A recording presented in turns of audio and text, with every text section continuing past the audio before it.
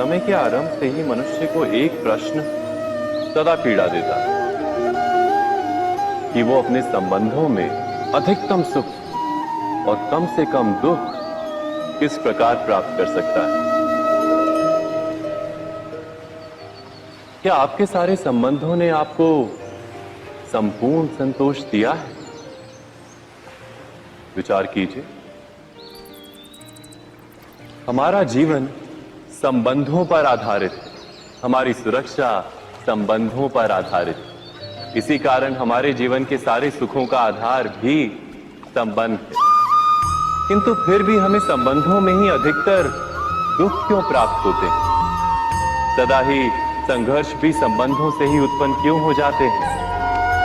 कभी विचार किया है? जब कोई व्यक्ति किसी अन्य व्यक्ति के विचार अथवा कार्य को स्वीकार नहीं करता, उसमें परिवर्तन करने का प्रयत्न करता है, तो संघर्ष जन्म लेता है।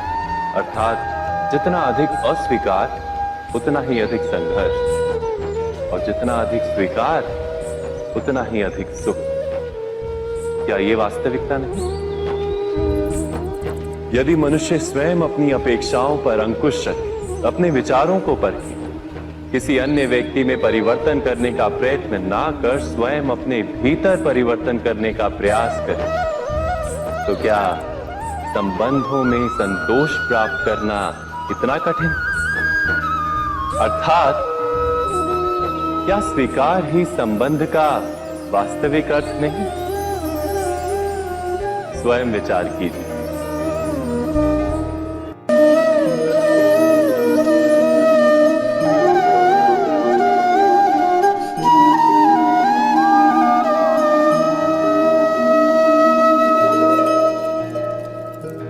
जब किसी व्यक्ति को किसी घटना में अन्याय का अनुभव होता है, तो वो घटना उसके अंतर को झकझोर देती है।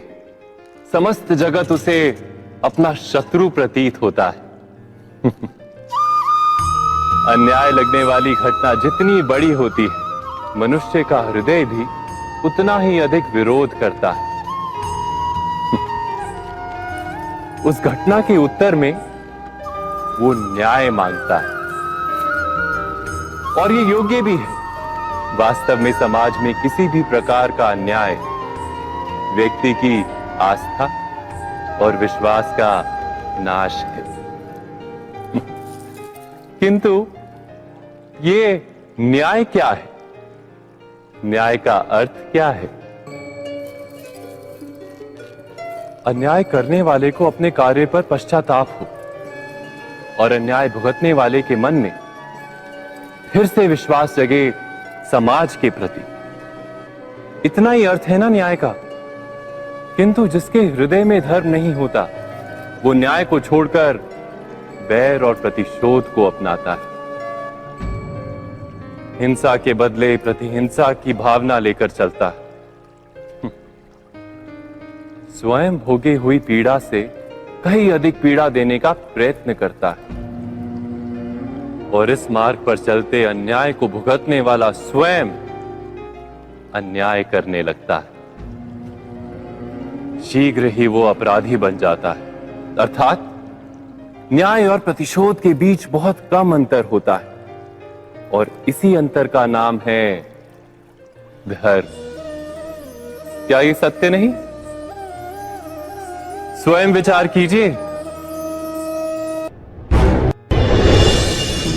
दो व्यक्ति जब निकट आते हैं तो एक दूसरे के लिए सीमाएं और मर्यादाएं निर्मित करने का प्रयत्न अवश्य करते हैं। हम यदि सारे संबंधों पर विचार करें तो देखेंगे कि इन सारे संबंधों का आधार यही सीमाएं हैं जो हम दूसरों के लिए निर्मित करते हैं।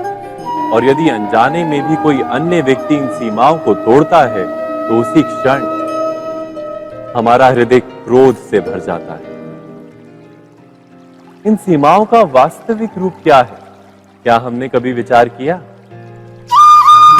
सीमाओं के द्वारा हम दूसरे व्यक्ति को निर्णय करने की अनुमति नहीं देते, अपना निर्णय उस व्यक्ति पर थोपते, अर्थात किसी की स्वतंत्रता का अस्वीकार करते हैं। और जब स्वतंत्रता का अस्वीकार किया जाता है तो उसका हृदय दुख से भर जाता है, और जब वो सीमाओं को तोड़ता है तो हमारा हृदय क्रोध से भर जाता है। क्या ऐसा नहीं होता?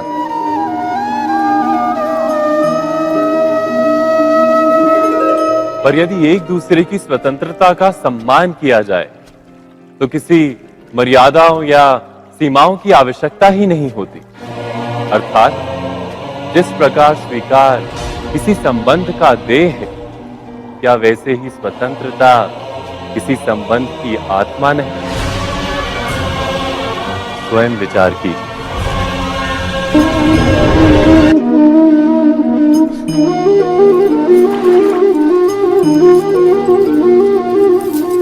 पिता सदा ही अपने संतान के सुख की कामना करते हैं, उनके भविष्य की चिंता करते रहते हैं।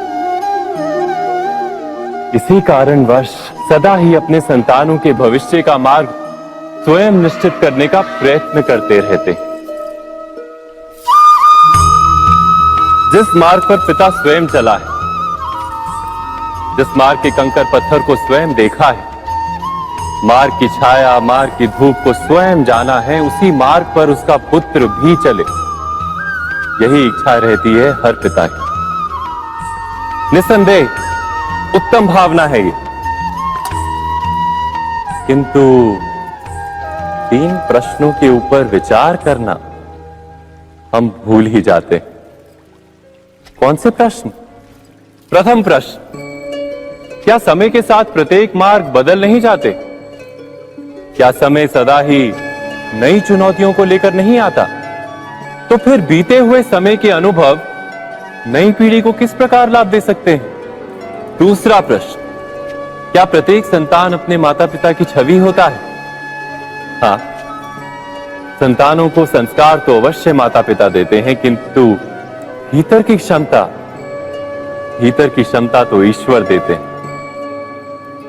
तो जिस मार्ग पर पिता को सफलता मिली है, विश्वास है कि उसी मार्ग पर उसकी संतानों को भी सफलता और सुख प्राप्त होगा।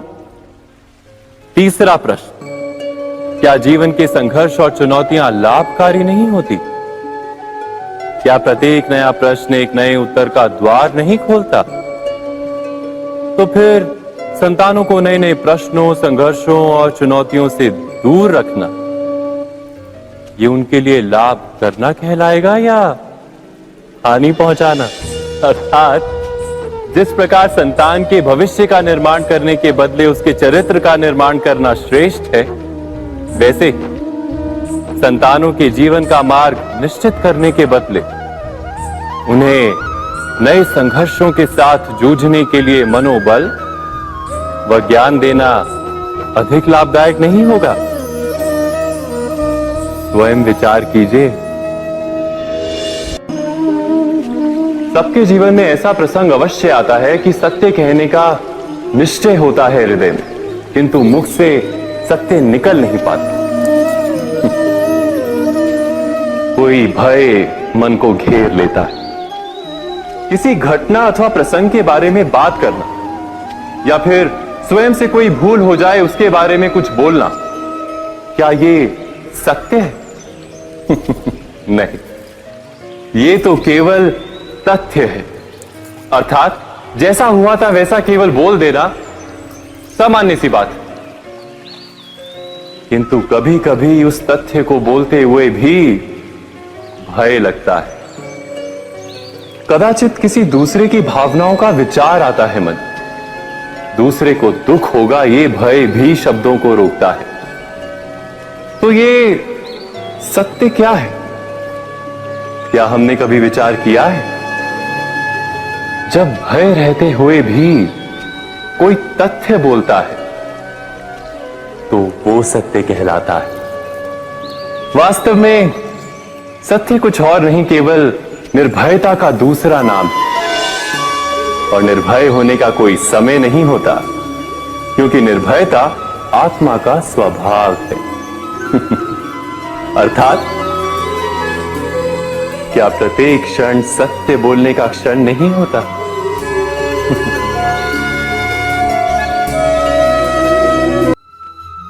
कृष्ण ज्ञान के लिए अभी सब्सक्राइब करें।